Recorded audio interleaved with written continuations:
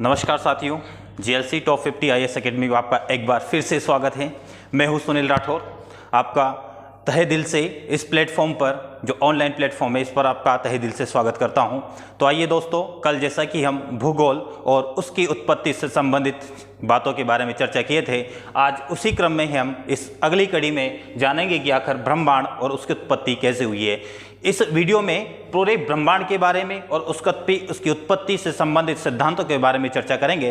लेकिन सबसे पहले हम जान लेते हैं आखिर ब्रह्मांड और उसकी उत्पत्ति संबंधी एक चार्ट के थ्रू कि उस चार्ट के अंतर्गत हम किन किन टॉपिकों को कवर करते हुए चलेंगे। तो चलिए दोस्तों, शुरुआत करते हैं हम बिना समय को ज़ाया किए। सर्वप्रथम हम देखेंगे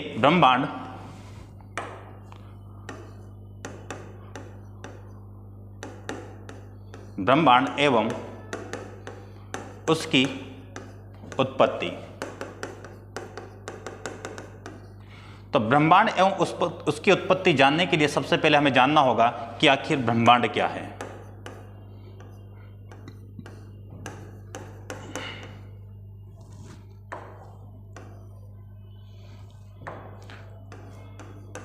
ब्रह्मांड क्या है, यह जानने के उपरांत हम जानेंगे कि ब्रह्मांड की उत्पत्ति से संबंधित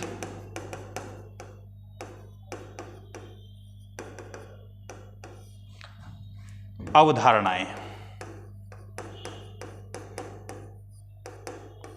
क्लियर है? और इसी क्रम में हम देखेंगे तीसरे बिंदु के रूप में ब्रह्मांड की उत्पत्ति से संबंधित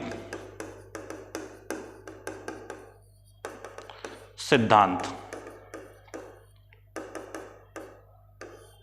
ब्रह्मांड की उत्पत्ति से संबंधित सिद्धांत जानने के उपरांत हम अगली कड़ी में इसी में जाएंगे कि चौथे बिंदु के रूप में या चौथे क्रम के रूप में देखेंगे यहां पर ब्रह्मांड के मापक की महत्वपूर्ण इकाइयां।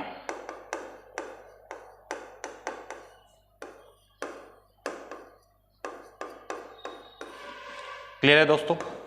तो इन चार प्रमुख बिंदुओं के रूप में हम ब्रह्मांड एवं उसके विकास क्रम को समझेंगे कि आखिर ब्रह्मांड और उसका विकास क्रम किस रूप में दिखाई देता है। तो चलिए दोस्तों, बिना समय को ज़ाया किए हम शुरू करते हैं सर्वप्रथम कि आखिर ब्रह्मांड क्या है। तो ब्रह्मांड क्या है, इसे जानने के लिए अगली स्लाइड को ओपन करेंगे, जहां पर हम जानेंगे कि ब्रह्मांड आखिर क्या होता है। तो ब्रह्मांड क्या है यह जानने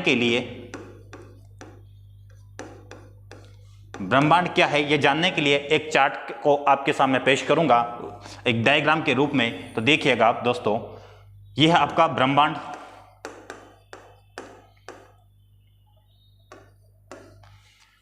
ब्रह्मांड के अंतर्गत दूसरे सर्कल के रूप में हम देखेंगे, जिसके अंतर्गत रहेगा, जिसमें हम कहेंगे आकाश गंगाएं।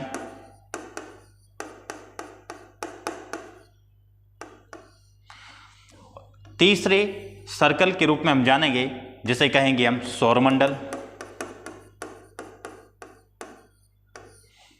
वहीं चौथे सर्कल के रूप में हम जानेंगे, जिसे कहेंगे हम ग्रह, और इसी में हम शामिल करेंगे उपग्रह।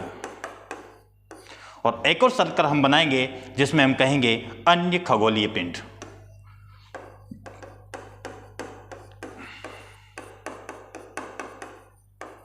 अन्य खगोलीय पिंड। ये अन्य खगोलीय पिंड क्या हो सकते हैं दोस्तों? जैसे कि उल्का। उल्का क्या होता है यह समझेंगे।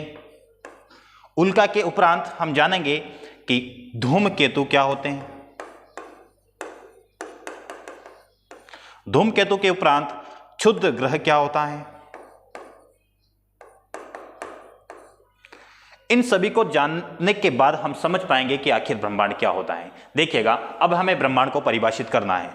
तो ब्रह्मांड दरअसल आकाशगंगाएं, सौरमंडल, ग्रह, उपग्रह तथा अन्य खगोलीय पिंड के रूप में उल्का, धूमकेतु, क्षुद्र ग्रह के सम्मिलित रूप को ब्रह्मांड कहा जाता है। क्लियर है दोस्तों? तो एक तो इस रूप में हम पेश कर सकते हैं ब्रह्मांड की परिभाषा को कि आकाशगंगा, सौरमंडल, ग्रह, उपग्रह, अन्य खगोलीय पिंड के रूप में उल्का, धूमकेतु, क्षुद्र ग्रह के सम्मिलित रूप को ब्रह्मांड कहा जाता है। क्लियर है दोस्तों। अब वही ब्रह्मांड को एक दूसरे रूप में भी हम पेश कर सकते हैं, जहां हम कहेंगे कि ब्रह्मांड सूक्ष्मतम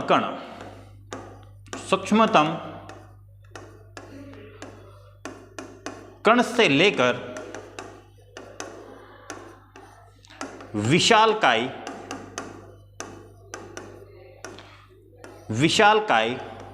आकाश गंगाओं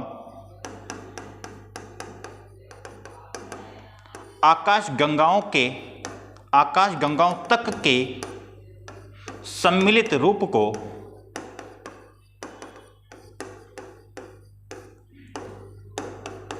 ब्रह्मांड कहा जाता है।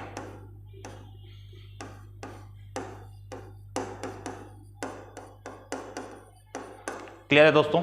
तो जैसे कि एमपीपीएससी 3 मार्कर क्वेश्चन पूछने की प्रवृत्ति रहती है, तो वहीं आपसे ब्रह्मांड की अगर डेफिनेशन पूछा जाएगा तो 2 लाइन में आपको खत्म करना होगा। तो आप यह लिख सकते हैं कि सूक्ष्मतम कण से लेकर विशालकाय आकाश गंगाओं तक के सम्मिलित रूप को ब्रह्मांड कहा जाता है। यदि आपको और एलोबरेट करना है तो इसी के अगली कड़ी में आप क्या जोड़िएगा कि ब्रह्मांड कहा जाता है जिसके अंतर्गत आकाश गंगाएं, सौरमंडल, ग्रह, उपग्रह तथा अन्य खगोलीय पिंड के रूप में उल्का, धूमकेतु, क्षुद्र ग्रह को शामिल किया जाता है।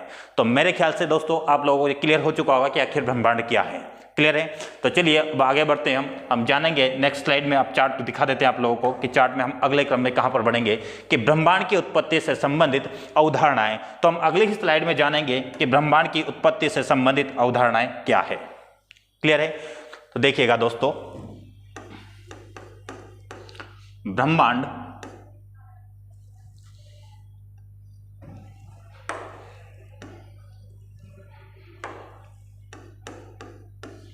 ब्रह्मांड की उत्पत्ति से संबंधित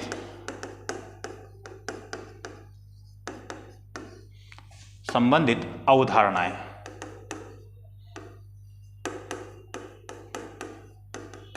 क्लियर है। तो मुख्य रूप से 2 अवधारणाएं सामने देखने को मिलती है, या 2 अवधारणाएं देखने को मिलती है ब्रह्मांड की उत्पत्ति से संबंधित कि आखिर ब्रह्मांड का किस प्रकार की अवस्थिति है, ब्रह्मांड में कौन से खगोलीय पिंड की क्या अवस्थिति, कौन किसके चक्कर लगा रहा है, उससे संबंधित 2 प्रमुख अवधारणाएं सामने आती है। जहां पहली अवधारणा है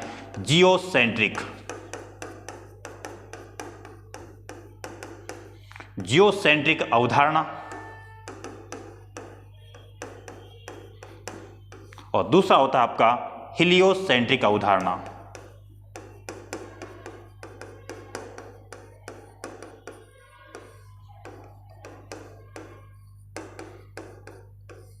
क्लियर है। जहां जियोसेंट्रिक अवधारणा को हिंदी में कहा जाता है भू केंद्रीय अवधारणा, और वहीं हीलियोसेंट्रिक अवधारणा को सूर्य केंद्रीय अवधारणा कहा जाता है। लेकिन इन दोनों अवधारणा को समझने से पहले एक कहानी आपको सुनना होगी। इस कहानी में यह कहा गया था जैसे कि ब्रह्मांड की उत्पत्ति के बारे में कुछ वैज्ञानिक ने कोशिश किया बतलाने का, और सबसे पहले अरस्तु नामक वैज्ञानिक भूगोलवेत्ता जो कि जीव विज्ञानी भी है, उन्होंने सर्वप्रथम बतलाया कि ब्रह्मांड के अंतर्गत पृथ्वी केंद्र में है और सूर्य तथा अन्य ग्रह इसके चारों ओर परिक्रमा कर रहे हैं। तो किसने बतलाया सर्वप्रथम? तो अरस्तु ने बतलाया कि पृथ्वी केंद्र में स्थित है, सूर्य तथा अन्य ग्रह इसके चारों ओर परिक्रमा कर रहे हैं। इसमें किसी भी प्रकार के सिद्धांत नहीं बतलाया, इसको कोई सिद्धांत का नाम नहीं दिया, सिर्फ अपनी बात कही, अपनी बात कहकर वो निकल गए का मतलब अपनी बात का प्रचार प्रसार नहीं किया, सिर्फ अपनी बात को कहा। और फिर उनके बाद उनके शिष्य आते हैं। सबसे पहले तो आप यहां पर लिख लेते हैं अरस्तु, और अरस्तु ने क्या कहा? यह आपका अर्थ, और अर्थ के चारों ओर सन प्लस अन्य ग्रह,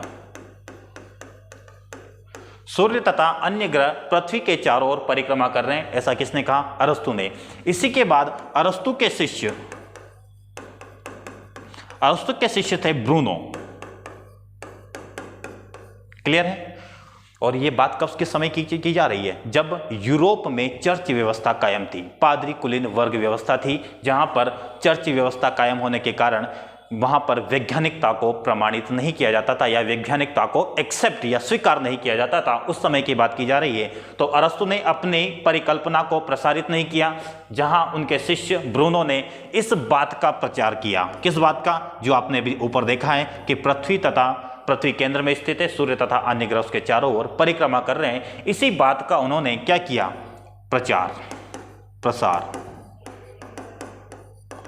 प्रचार प्रसार करने के कारण भाई साहब को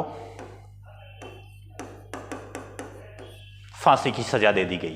किन्हें? ब्रूनो को। और किन्हें दी है? चर्च व्यवस्थाओं ने। चर्च व्यवस्था में जो वहां के नियम होते उस नियम के अनुकूल कहा कि इन्होंने हमारी किंवदंतियों पर प्रश्न चिन्ह खड़े किए हैं, उसी के अनुरूप ब्रूनो ने, जिन्होंने अरस्तु की परिकल्पनाओं का प्रचार प्रसार किया था, इसी आधार पर ब्रूनो को फांसी की सजा दे दी जाती है। क्लियर है दोस्तों? तो ये कुछ कहानी थी, इसको ध्यान रखिएगा। अब हम बात करेंगे सीधा जियोसेंट्रिक अवधारणा। तो जियोसेंट्रिक अवधारणा को जानने के लिए अगली स्लाइड पर चलते हैं और यहां पर बात करेंगे जियोसेंट्रिक अवधारणा।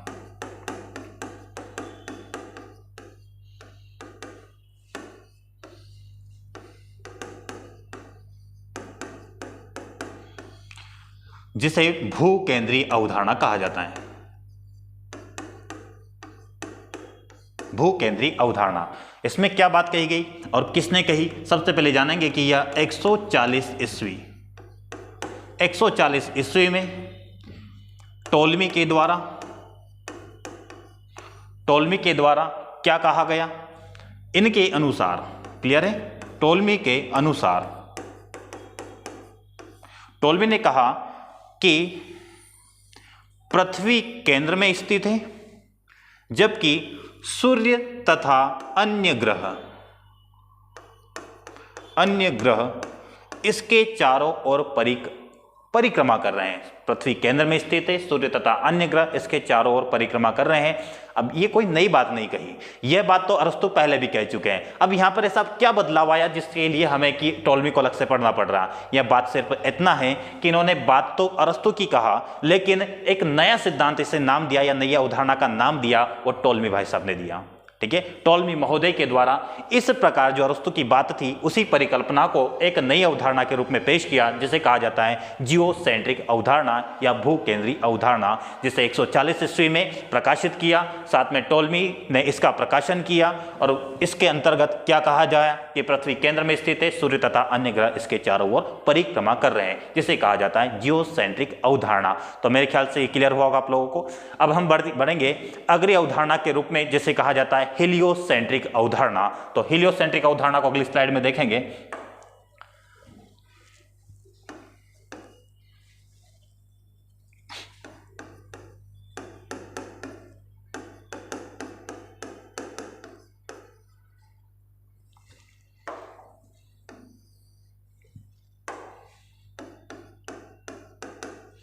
हेलियोसेंट्रिक कॉन्सेप्ट या अवधारणा, जिसे कहा जाता है सूर्य केंद्रीय अवधारणा। सूर्य केंद्रीय अवधारणा, अब वही बात जानेंगे कब प्रतिपादित की गई? 1543 ईस्वी में। क्लियर है? किसने प्रतिपादित किया इस परिकल्पना को या इस अवधारणा को? कोपरनिकस।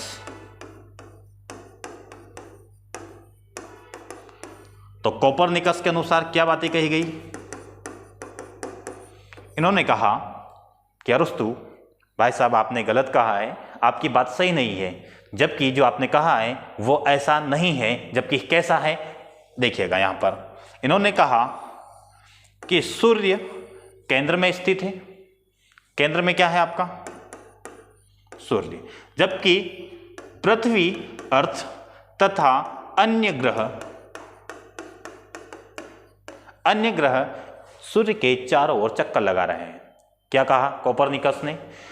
कि सूर्य केंद्र में स्थित है, जबकि पृथ्वी के साथ अन्य ग्रह इसके चारों ओर परिक्रमा कर रहे हैं। इसी अवधारणा को हीलियोसेंट्रिक या सूर्य केंद्रीय अवधारणा कहा।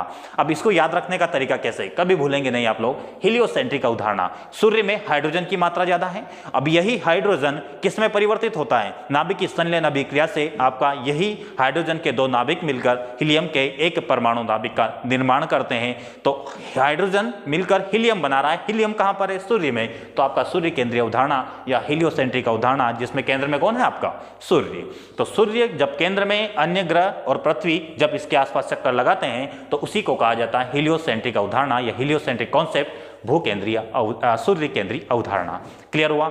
चलिए अब आगे बढ़ते हैं। अब देखिएगा, अब आपको पहले तो चार्ट दिखा देते हैं, अगला क्रम कौन सा है हमारा। तो देखिएगा आप लोग यहां पर देखिएगा, ब्रह्मांड क्या है ये हम जान चुके हैं। ब्रह्मांड की उत्पत्ति संबंधी अवधारणा क्या है यह भी हम जान चुके हैं, जो कि दो अवधारणा थी, जियोसेंट्रिक और हीलियोसेंट्रिक। फिर हम बात करेंगे ब्रह्मांड की उत्पत्ति संबंधी सिद्धांत। क्लियर है, काफी इंपॉर्टेंट है। यह मध्य प्रदेश लोक सेवा आयोग के द्वारा जो मुख्य परीक्षा होती है, उसी मुख्य परीक्षा में कई बार ऐसा क्वेश्चन पूछा जा चुका है। तो आपको गौर करना होगा कि ब्रह्मांड की उत्पत्ति संबंधी सिद्धांत की किस रूप में हम इसको अध्ययन करेंगे। क्लियर है। तो देखिएगा,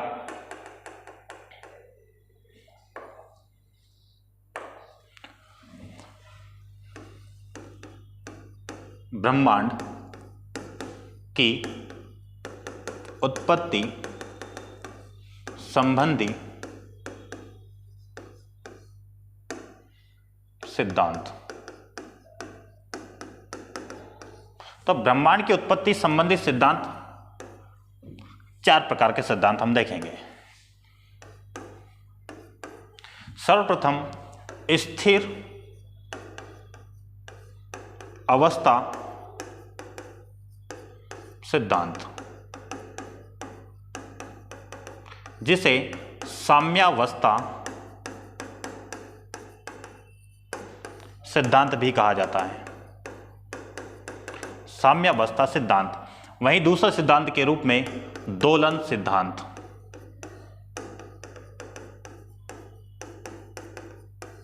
और वहीं तीसरे में हम सिर्फ नाम जानेंगे यहां पर, स्फीति सिद्धांत।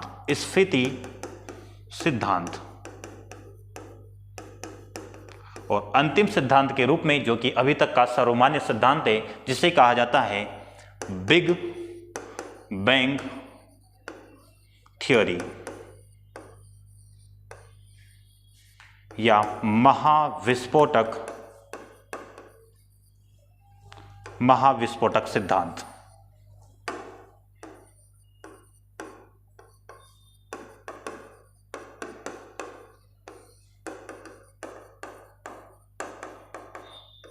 क्लियर है दोस्तों। तो चार प्रकार के सिद्धांत के तहत हम जानेंगे कि आखिर ब्रह्मांड की उत्पत्ति कैसे हुई है। अब यहां पर हमने कहा कि बिग बैंग थ्योरी सर्वमान्य सिद्धांत है, इसका मतलब इनका कोई महत्व नहीं है क्या? ऐसा नहीं होता है। कोई भी पूर्ववर्ती अवधारणाएं उत्तरवर्ती अवधारणा के लिए आधार का काम करती है, उसके लिए बेस्ट बना देती है। उसमें कुछ कमियां रहती है, वो अगला सिद्धांत उसे संशोधित करके पेश किया जाता है। इसका मतलब उत्तरवर्ती अवधारणा के आने से पूर्ववर्ती अवधारणा का महत्व कम नहीं हो जाता है, लेकिन उत्तरवर्ती विचारधारा के लिए पूर्ववर्ती विचारधारा एक आधार का काम करती है। तो इसी परिप्रेक्ष्य में हमें जानना होगा कि स्थिर अवस्था सिद्धांत क्या होता है। तो सर्वप्रथम हम जानेंगे स्थिर अवस्था सिद्धांत, दोलन सिद्धांत, स्फीति सिद्धांत, देन फाइनली महाविस्फोटक सिद्धांत। लेकिन इसी स्लाइड में हम आपको इनके कौन प्रवर्तक रहे या प्रतिपादक कौन रहे, उनके नाम यहीं पर जान लेते हैं। जैसे कि स्थिर अवस्था सिद्धांत के प्रतिपादक आप देखेंगे हरमन बॉन्डी। क्लियर हुआ। वहीं दोलन सिद्धांत में आप देखेंगे एलन संडेजा। और उसी प्रकार स्फीति सिद्धांत में आप देखेंगे ओलेन बुच। और साथ ही बिग बैंग थ्योरी में आप सभी जानते ही हैं, यहाँ पे कहीं दो वैज्ञानिक का नाम आता है, पर आपको याद रखना है अगर बिग बैंग थ्योरी का प्रतिपादन पूछा जाए तो आपको बताना होगा जॉर्ज लेमेंटेयर।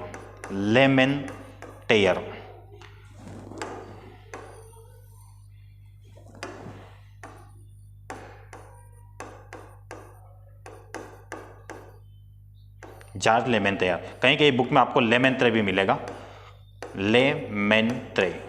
क्लियर है, कंफ्यूज नहीं होना है। तो बिग बैंग थ्योरी का प्रतिपादन जॉर्ज लेवेन थ्योरम, काफी विस्तार से चर्चा करेंगे। अब बढ़ते अगली स्लाइड में, वहां पर हम देखेंगे कि स्थिर अवस्था सिद्धांत क्या बात करता है। इसको काफी संक्षिप्त रूप में देखना है हमें, इनका विस्तार नहीं देना है। सिर्फ विस्तार देंगे तो बिग बैंग थ्योरी का देंगे, बाकी कुछ कुछ बातें हम जानेंगे स्थिर अवस्था सिद्धांत के बारे में। चलिए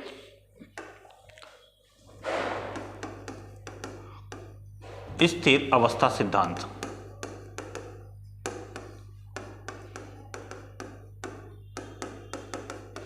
इस स्थिर अवस्था सिद्धांत जिसका प्रतिपादक कौन है? हरमन बॉन्डी। क्लियर है। अब हरमन बॉन्डी ने क्या कहा? इन्होंने कहा कि ब्रह्मांड का न तो आदि है और न ही अंत है, अर्थात ब्रह्मांड का विकास या विस्तार लगातार जारी है।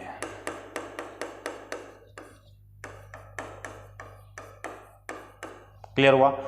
ब्रह्मांड का ना तो आदि है, आदि का मतलब क्या होता है? ना तो शुरुआत हुई है ना इसका अंत है।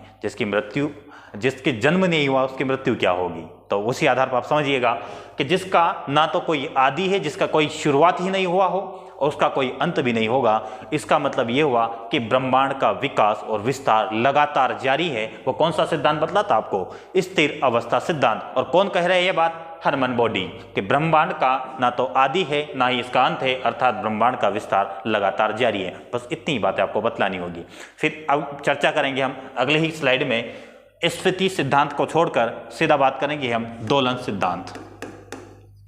दोलन सिद्धांत। अब दोलन सिद्धांत में आपने साइंस में एक शब्द पढ़ा होगा, दोलन। इस दोलन शब्द के बारे में आपके मन में एक इमेज जरूर बनी होगी कि जैसे कि एक पेंडुलम के द्वारा एक रस्सी बांधकर किसी पदार्थ को लटकाया जाता है। जब इसे दोनों दिशाओं में किसी भी एक दिशा में इसको विस्थापित करके छोड़ दिया जाता है तो अधिकतम दूरी विस्थापित कर उतनी ही दूरी दूसरी दिशा में विस्थापित होगी। इसका मतलब यहाँ से उठाया, उसके बाद इसकी गति इधर होगी और इधर आने के बाद अब देखेंगे वापिस यहाँ पर आ जाएगा, तब जाकर हम कहेंगे एक पूर्ण दोलन हुआ। क्लियर हुआ?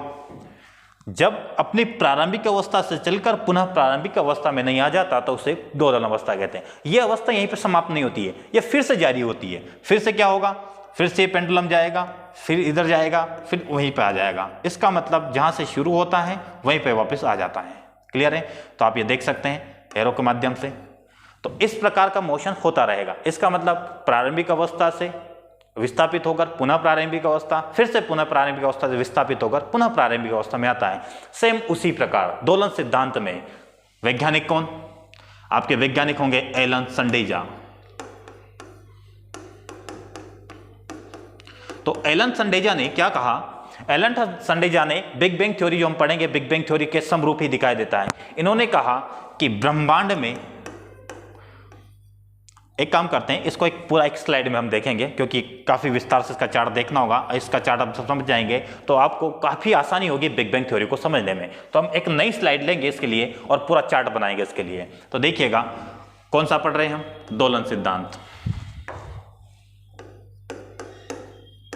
दोलन सिद्धांत, ठीक है। अब दोलन सिद्धांत में देखिएगा वैज्ञानिक का नाम यही लिख सकते हैं आप, एलन संडेजा। क्लियर है? अब देखिएगा ब्रह्मांड में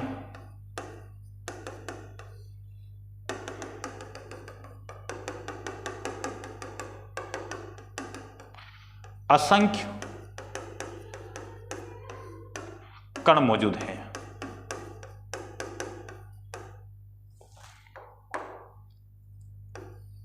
असंख्य कण क्या है? मौजूद हैं, ठीक है। जिसमें प्रमुख रूप से हाइड्रोजन गैस के बादल, ठीक है। मैं मार्कर थोड़ा कलर चेंज कर लेते हैं, यहां पर आपको दिखेगा क्लियरली।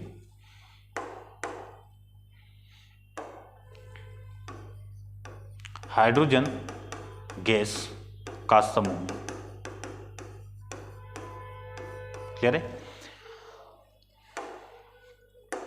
अब हाइड्रोजन गैस का समूह, हाइड्रोजन गैस के समूह को ही कहा जाता है नीहारिका। क्या कहा जाता है? नीहारिका, जिसे इंग्लिश में नेबुला के नाम से जाना जाता है।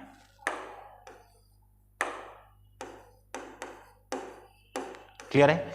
अब जब ये काफी विशाल कण है, काफी विशाल संरचना है जिसमें अनेक असंख्य छोटे छोटे कण मौजूद हैं, जब इन्हीं कणों में सर्वाधिक मात्रा में हाइड्रोजन गैस का समूह है, इसमें बर्फ के कण होते हैं, धूल कण होते हैं, कई सारी संरचनाएं होती है, लेकिन मुख्य रूप से हाइड्रोजन गैस का समूह होता है जिसे आप नीहारिका या नेबुला कहते हैं। यही नेबुला आकाशगंगा या तारों के निर्माण की पूर्वावस्था होती है। जब हम तारे के निर्माण तारे का जीवन चक्र समझेंगे तब आप जानेंगे फिर से वहां पर नीहारिका शब्द का प्रयोग होगा। तो जानते हैं कि यदि ब्रह्मांड में मौजूद असंख्य कण ये मौजूद है, जब इनमें ग्रेविटेशनल फोर्स की मात्रा होगी, क्योंकि दो कण, किन्हीं भी दो कणों के मध्य एक आकर्षण बल के रूप में एक बल कार्य करता है जिसे गुरुत्वाकर्षण बल कहते हैं। यह प्रतिकर्षण बल नहीं होता है, यह सिर्फ आकर्षण बल होता है जो ब्रह्मांड में स्थित या अंतरिक्ष में मौजूद किन्हीं भी दो पिंडों के मध्य आकर्षण बल का कार्य करते हैं। तो गुरुत्वाकर्षण बल लगेगा तो यही पिंड की आकृति क्या हो जाएगी? सूक्ष्म हो जाएगी। यही विशाल कण क्या है? यह विशाल संरचना है। यही विशाल संरचना किसमें परिवर्तित हो जाएगी? एक सूक्ष्मतम कण में। सूक्ष्मतम कण। जैसे ही हमने सूक्ष्मतम कण कहा तो आप यहां समझ गए होंगे कि इसका वॉल्यूम काफी कम। जब वॉल्यूम कम होता है तो डेंसिटी बढ़ जाता है, क्योंकि साइंस का नियम बोलता है घनत्व बराबर द्रव्यमान बटे आयतन। ये साइंस का फॉर्मूला है, density equals to mass upon volume. तो उसके आधार पर हम कहेंगे जब वॉल्यूम इसका कम हो जाता है, कम क्यों हुआ है? क्योंकि सभी के मध्य आकर्षण बल लग रहा है, पास पास आ जा रहे हैं, वॉल्यूम कम होगा, डेंसिटी बढ़ जाएगा। जब डेंसिटी बढ़ जाएगा, वॉल्यूम कम हो जाएगा, तो कण पास पास रहेंगे, पास पास होने के कारण घर्षण की प्रक्रिया होगी और इसी घर्षण बल के कारण तापमान में वृद्धि हो जाएगी। क्लियर है? तापमान में वृद्धि। तापमान में वृद्धि, जब अत्यधिक तापमान में वृद्धि हो जाएगी, हम क्या लिखेंगे? तापमान में अत्यधिक वृद्धि।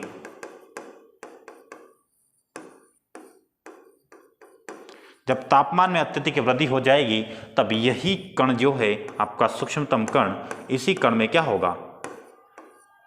विस्फोट होगा। और जब ये विस्फोट होगा तो विस्फोट के बाद पुनः अगली अवस्था में आप देखेंगे छोटे छोटे कण की पुनः प्राप्ति हो जाएगी, असंख्य कणों की प्राप्ति। क्लियर है? असंख्य कण की प्राप्ति होगी। फिर से दोलन सिद्धांत के अनुरूप एलन संडेजा कहते हैं कि इस विस्फोट के बाद प्राप्त हुए असंख्य कण, इनके मध्य पुनः ग्रेविटेशनल फोर्स लगेगा। ग्रेविटेशनल फोर्स के बाद सूक्ष्मतम कण बनेगा, फिर इसमें विस्फोट होगा, फिर कण बनेंगे। यह प्रक्रिया लगातार दोलनी गति के रूप में जारी रहेगी। इसीलिए एलन संडेजा ने इस प्रकार के सिद्धांत को दोलन सिद्धांत कहा, जिसके आधार पर ब्रह्मांड की उत्पत्ति को बतलाया। तो यहाँ पे क्या कर सकते हैं हम? यहाँ से पुनः हमारी वही अवस्था प्राप्त हो जाएगी, ये ब्रह्मांड में वही कण प्राप्त होंगे। तो एक प्रकार की कैसी गति हो जाएगी? दोलनी गति। दोलनी गति।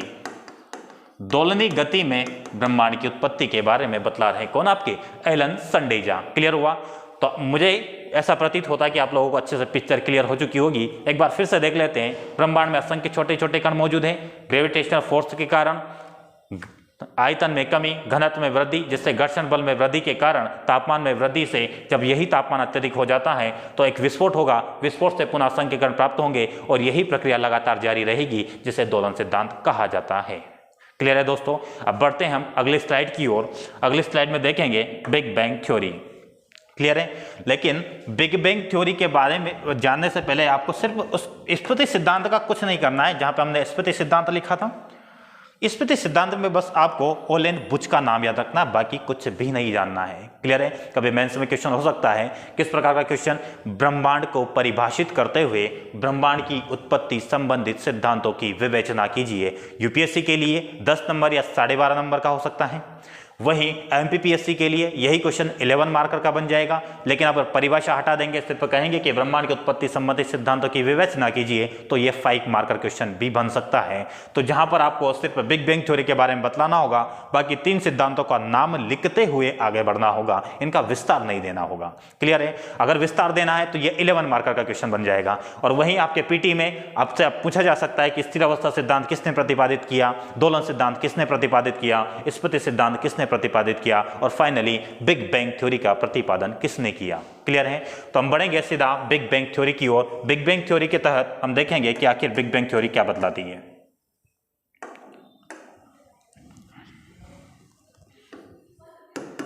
बिग बैंग थ्योरी, इसे कहा जाएगा महाविस्फोटक सिद्धांत। क्लियर है? अब बिग बैंग थ्योरी को जानने से पहले एक ऐतिहासिक घटनाक्रम हमें देखना होगा। क्लियर है? अब देखिएगा, आपका एक रिवीजन भी हो जाएगा यहीं पर, और इसका एक ऐतिहासिक परिदृश्य भी हम देख लेंगे। यहां पर हेडिंग डाल लेंगे हम, ऐतिहासिक परिदृश्य।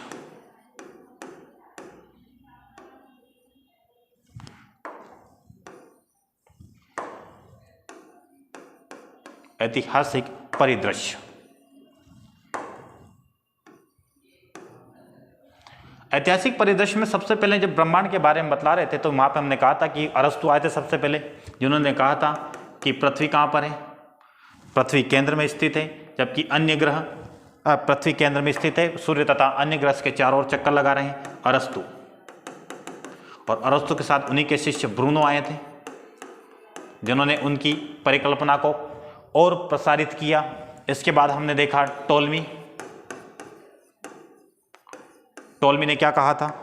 टोल्मी ने यही कहा था कि टोल्मी ने कहा कि पृथ्वी केंद्र में स्थित है, सूर्य तथा अन्य ग्रह इसके चारों ओर चक्कर लगा रहे हैं। उसे अवधारणा को एक नाम दिया था, जियोसेंट्रिक अवधारणा। तो हम जी और सी लिखेंगे, जियोसेंट्रिक अवधारणा लिए या जियोसेंट्रिक कॉन्सेप्ट। वहीं अगले क्रम में हम देखेंगे कोपरनिकस आए थे। कोपरनिकस, जिन्होंने हेलियोसेंट्रिक अवधारणा दी थी, जिसमें सूर्य को केंद्र में बतलाकर पृथ्वी तथा अन्य ग्रह को इसके चारों परिक्रमा करते हुए बतलाया था 1543 ईस्वी में। इसी के बाद 16वीं शताब्दी में, कब? 16वीं शताब्दी की बात की जा रही है।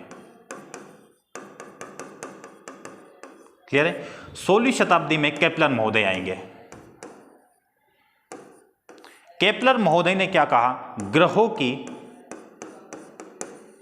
गति संबंधी नियम,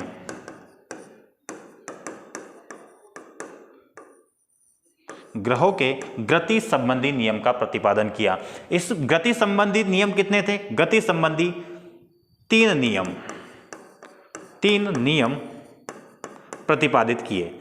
हमें ब्रह्मांड के संदर्भ में सिर्फ इसका पहला नियम जानना होगा। पहला नियम क्या बोलता है? इसका फर्स्ट लॉ, पहला नियम, बस इसी को जानना। बाकी आप साइंस में पढ़ेंगे कि ग्रहों की गति संबंधी बाकी 2 नियम क्या हैं। हमें सिर्फ भूगोल के संदर्भ में पहला नियम जानना होगा, जहां पर उन्होंने कहा था कि सूर्य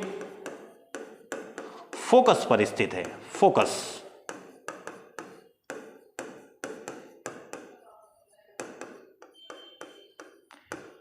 बाकी अन्य ग्रह दीर्घवृत्तीय कक्षा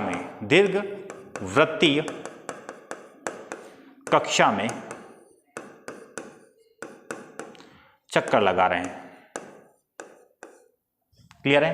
तो पहला नियम क्या बोलता है? ग्रहों की गति संबंधी नियम कि सूर्य फोकस पर स्थित है। फोकस का मतलब आप जानते होंगे, जैसे कि यहां पर देखिएगा ऊपर, आपने देखा होगा लेंस में या फिर आपने दर्पण में भी देखा होगा, अनंत से जब कोई प्रकाश किरण आती है तो अपवर्तन के बाद जिस बिंदु पर इंटरसेक्ट करती है उसे आप फोकस बिंदु कहते हैं। क्लियर है? और एक सेंटर पॉइंट होता है जिसे आप वक्रता केंद्र कहते हैं। क्लियर है?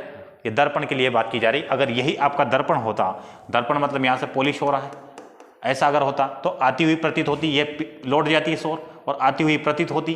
तो जिस फोकस पर इंटरसेक्ट करती है, जबकि ये तो आपका सेंटर है या वक्रता केंद्र कहा जाता है, जो कि इस पूरे लेंस का केंद्रीय बिंदु है, इसका मतलब केंद्र में। जबकि ग्रहों की गति संबंधी नियम क्या बतला रहा है आपको? सूर्य फोकस पर स्थित है, केंद्र में नहीं, फोकस पर। और कोपरनिकस ने क्या कहा था? सूर्य केंद्र में स्थित है। और इसी की बात को चेंज किसने किया? केपलर महोदय ने। काफी बेसिक अंतर है ये, कोई समझ नहीं पाएगा इस चीज को। अगर टोल्मी ने क्या कहा?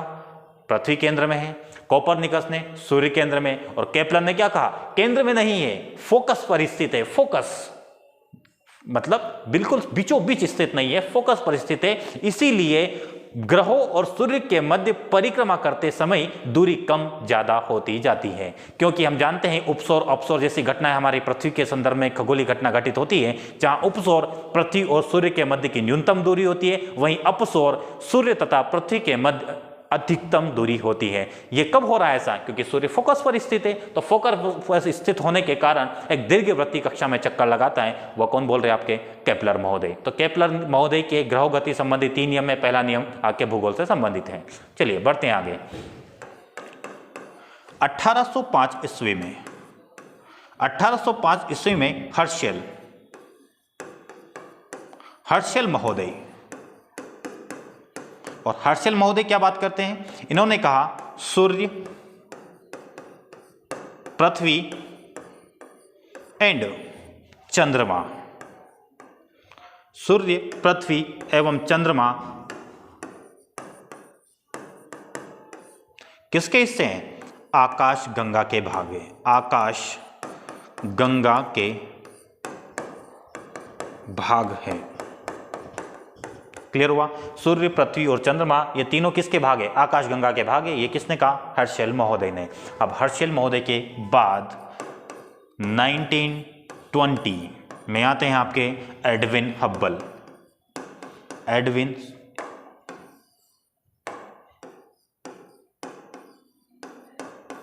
हब्बल।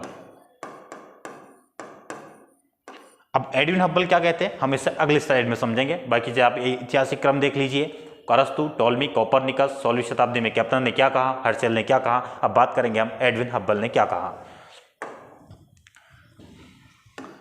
1920 समझना होगा आपको, क्योंकि यही बिग बैंग थ्योरी के लिए एक नया रूप पेश करेगा, या बिग बैंग थ्योरी को प्रेरित करेगा, या जॉर्ज लेमेंतेयर को प्रेरित करेगा कि अब बिग बैंग थ्योरी का प्रतिपादन करे, क्योंकि यहां से कॉन्सेप्ट निकलकर सामने आएगा।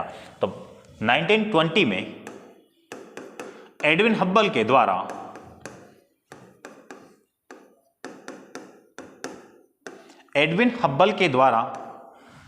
ब्रह्मांड के विस्तार, क्या कहा इन्होंने? ब्रह्मांड, इन्होंने जो कहा वही बात लिखते हैं हम। एडविन हब्बल ने क्या कहा कि ब्रह्मांड का विस्तार हो रहा है तथा विभिन्न आकाशगंगाओं के मध्य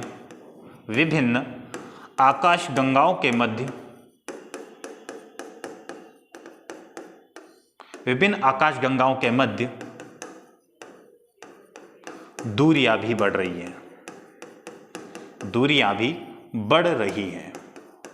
ये किसने कहा? एडविन हब्बल ने। और कब कहा? 1920 में। कि ये एक परिकल्पना है, ध्यान रखिएगा, इन्होंने कोई वैज्ञानिकता नहीं है इसमें, एक परिकल्पना है।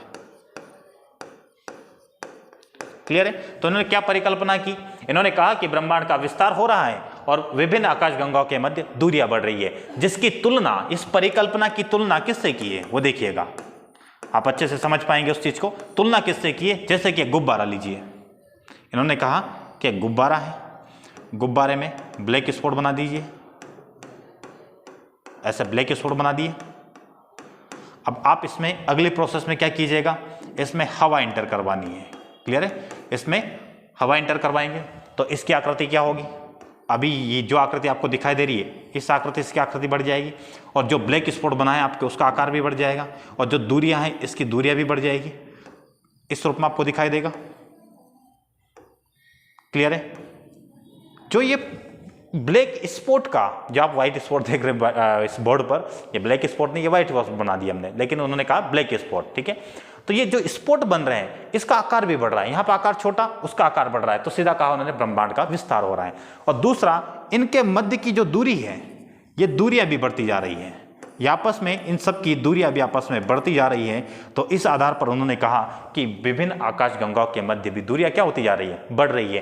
तो परिकल्पना जो एडविन हबल ने की उसकी तुलना एक गुब्बारे में हवा इंटर करवाते हुए और उस पर बने हुए स्फोटों के आकार में वृद्धि और एक दूसरे से दूरियों में वृद्धि से संबंधित तुलना करके बतलाया कि ब्रह्मांड का विस्तार हो रहा है और साथ ही विभिन्न आकाशगंगाओं के मध्य दूरियां बढ़ रही हैं। क्लियर है। अब यहाँ पे एक बिंदु को ध्यान रखिएगा, हम देखेंगे, देखिएगा, विभिन्न आकाशगंगाओं के मध्य दूरियां बढ़ रही हैं। इस बात को स्पष्ट नहीं कर पाए, स्पष्ट नहीं किया।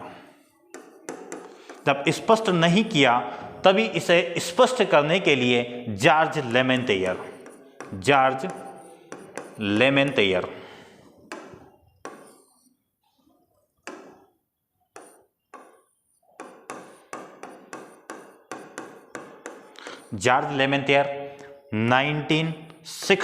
1960 में ये आएंगे और एक नए सिद्धांत का प्रतिपादन करेंगे जिसे कहा जाएगा बिग बैंग थ्योरी, महाविस्फोटक सिद्धांत।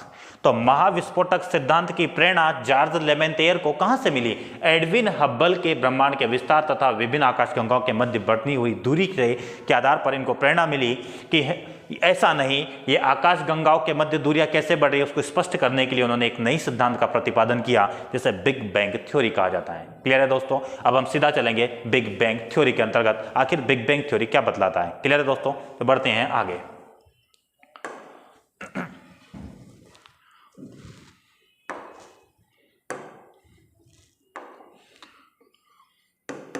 बिग बैंग थ्योरी जिसे कहा जाएगा महाविस्फोटक सिद्धांत। क्लियर है। अब समझते हैं इसको महाविस्फोटक सिद्धांत में। जैसे कि हमने पढ़ा था जस्ट इसके पहले दोलन सिद्धांत के अंतर्गत सेम वही प्रक्रिया है, बस उसी प्रक्रिया को थोड़ा आगे एलोबरेट करना है, आपका सिद्धांत बन जाएगा महाविस्फोटक सिद्धांत। तो देखते हैं फिर से, आपको समझ आएगा अच्छे से। ब्रह्मांड में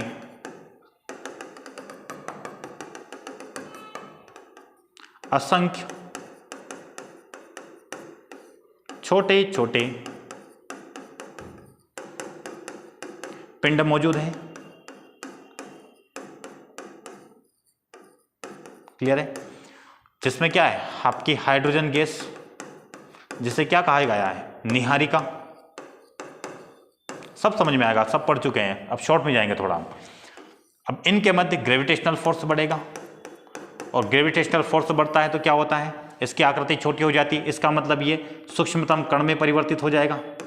सूक्ष्मतम कण या पार्टिकल जिसका वॉल्यूम कम होगा लेकिन डेंसिटी क्या होगा, हाई होगा, जिससे क्या होगा, कण पास पास हो जाएंगे। घर्षण बल की प्रक्रिया होगी और घर्षण बल के कारण तापमान में वृद्धि हो जाएगी। जब यही तापमान अत्यधिक हो जाएगा,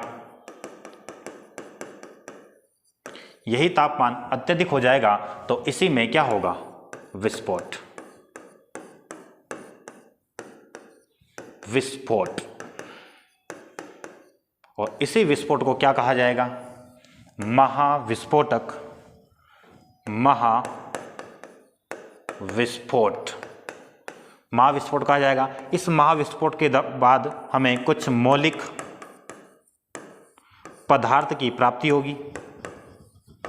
मौलिक पदार्थ के कणों की प्राप्ति, कण कह सकते हैं या पिंड कह सकते हैं, की प्राप्ति होगी।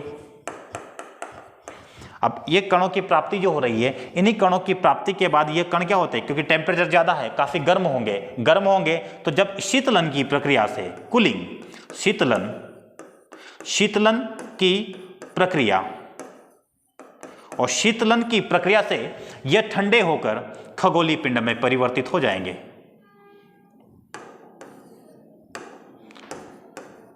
खगोलीय पिंड में परिवर्तित हो जाएंगे। और खगोलीय पिंड में क्या क्या आपका, आकाशगंगा, आपका सौरमंडल, ग्रह, उपग्रह, और अन्य खगोलीय पिंड। तो यह सिद्धांत हुआ आपका बिग बैंग थ्योरी। और बिग बैंग थ्योरी में जो विस्फोट हुआ था, विस्फोट का काल आप याद रखिएगा 13.7 अरब वर्ष पूर्व, 13.7 या 13.7 अरब वर्ष पूर्व एक भयानक विस्फोट होता है सूक्ष्मतम कण में, क्योंकि आकृति इसकी कम हो जाती है, आकार कम हो जाता है, डेंसिटी ज़्यादा हो जाती है। तापमान अत्यधिक हो जाने के कारण जब ये असहनशील हो जाएगा तो इसमें भयानक विस्फोट होगा, जिसे महाविस्फोटक कहा जाएगा। इसी महाविस्फोटक के बाद मौलिक पदार्थ के रूप में कणों या पिंड की प्राप्ति होगी। उन्हीं के शीतलन की प्रक्रिया से खगोलीय पिंड के रूप में आकाशगंगा, सौरमंडल, ग्रह, उपग्रह, अन्य खगोलीय पिंड, उल्का, धूमकेतु, क्षुद्र ग्रह के रूप में हमें प्राप्त होंगे। क्लियर हुआ दोस्तों? तो यह हुआ आपका बिग बैंग थ्योरी। तो बिग बैंग थ्योरी में आपने जान लिया है कि कब एडविन हब्बल ने क्या कहा 1920 में। लेकिन एक बात और यहां पर जानना होगी, जैसे कि हमने कहा था कि 1920 में एडविन हब्बल, 1960 में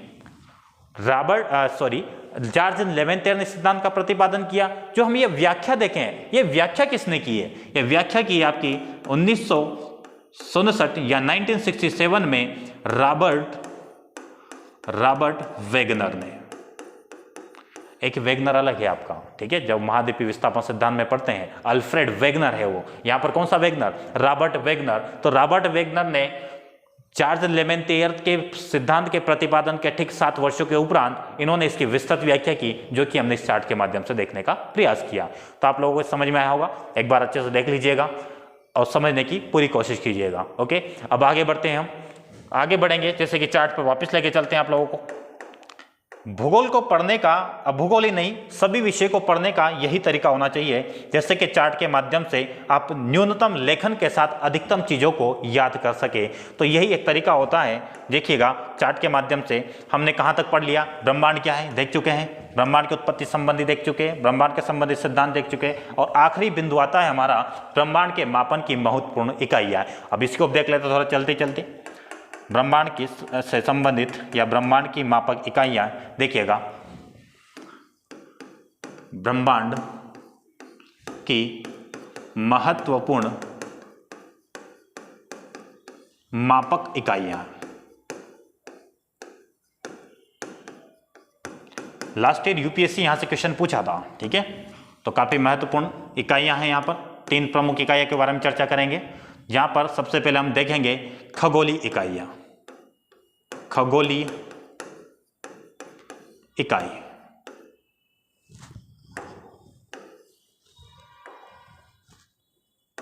खगोलीय इकाई जिसे कहा जाता है एस्ट्रोनॉमिकल यूनिट। क्लियर है? दूसरा होता है आपका प्रकाश वर्ष, और लास्ट पारसेक। तो ये 3 महत्वपूर्ण इकाइयां हैं। तो तीनों इकाइयों को मेरा जानेंगे।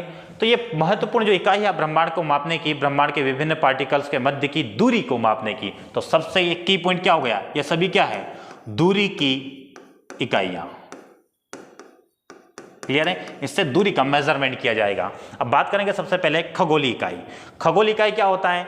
यह सूर्य तथा पृथ्वी के मध्य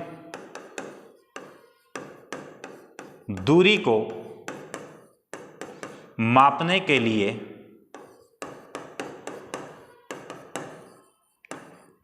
मतलब क्या कहेंगे हम कि सूर्य तथा पृथ्वी के मध्य की दूरी को मापने के लिए जिस मापक इकाई का प्रयोग किया जाता है उसे खगोलीय इकाई कहा जाता है। क्लियर है? जिसकी वैल्यू 1.49 इंटू 10⁸ किलोमीटर होती है।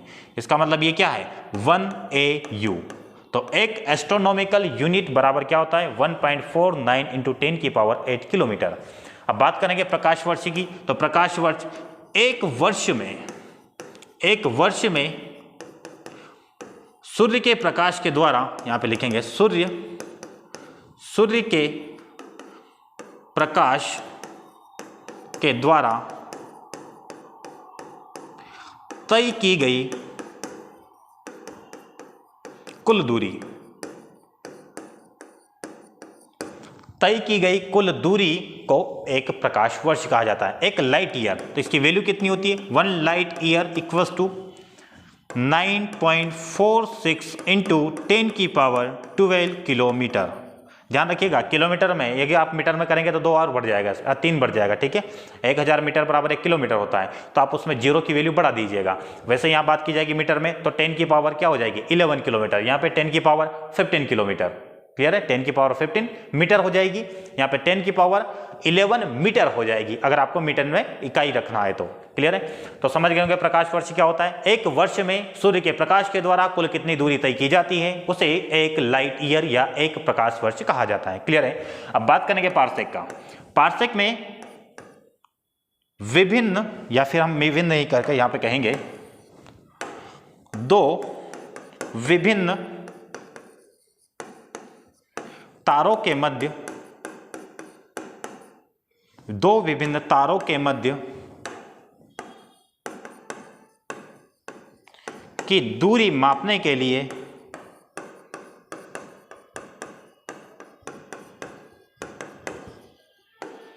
दो विभिन्न तारों के मध्य दूरी मापने के लिए जिस इकाई का प्रयोग किया जाता है उसे पार्सेक कहा जाता है, और इसका मान होता है एक पार्सेक इक्वल्स टू 3.26 इंटू प्रकाश वर्ष। क्लियर हुआ, या 3.3 भी लिख सकते हैं आप राउंड फिगर में, 3.3 इंटू प्रकाश वर्ष। इसका मतलब प्रकाश वर्ष का 3.26 गुना होता है आपका पार्सेक। अब इसमें आपको वैल्यू देखिएगा सभी का, 1.49 इंटू 10 की पावर 8 किलोमीटर, 9.46 इंटू 10 की पावर 12 किलोमीटर, और यहाँ पे लिखा हुआ है 3.26 इंटू 10 की पावर 3.26 प्रकाश वर्ष। इसका मतलब प्रकाश वर्ष का 3.26 गुना। अब बताइएगा सबसे बड़ी इकाई कौन सी है।